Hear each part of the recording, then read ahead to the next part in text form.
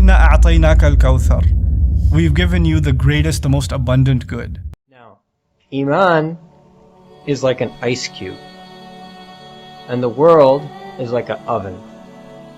So what we have to do is, we have this responsibility of carrying this ice cube, and we have to keep it frozen and preserve it, and then present it on the Day of Judgment. This is what basically one way you can think about it. But at the same time, there's this world around us which is basically like on fire. And anytime we expose ice to the wrong environment, obviously it's going to melt. So what we have to recognize is that in the process of preserving this Iman, which is like an ice cube, we are not independent, we're dependent. We're not independent, we're dependent. And this is something that we often forget.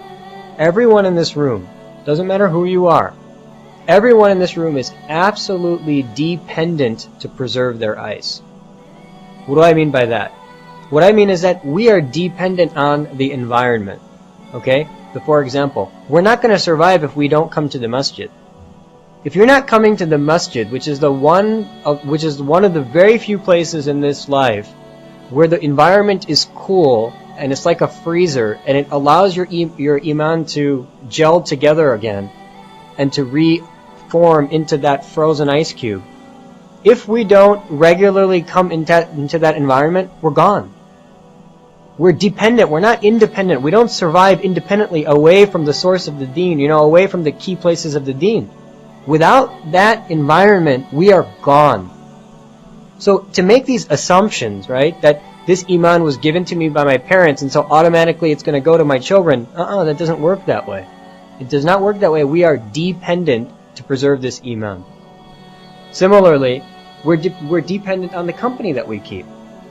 Look, if you keep the company of people who sin all the time, those people, every time they sin, they're producing a fire. In fact, Hazrat Abu Bakr radiallahu anh, he used to announce to the people at the time of Isha, come extinguish the fire that you created under your own feet. Meaning that as a human being, people make mistakes. And when we make mistakes, those create a sort of mini fire underneath our own feet. And so what happens is when we come to the masjid, we extinguish that fire. But if you hang around with people who have no concern to extinguish that fire, then those sparks eventually become big flames. And those big flames produce tremendous heat.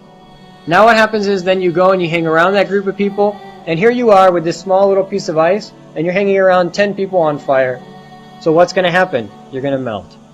You're going to melt. So what are you? You are dependent on your company.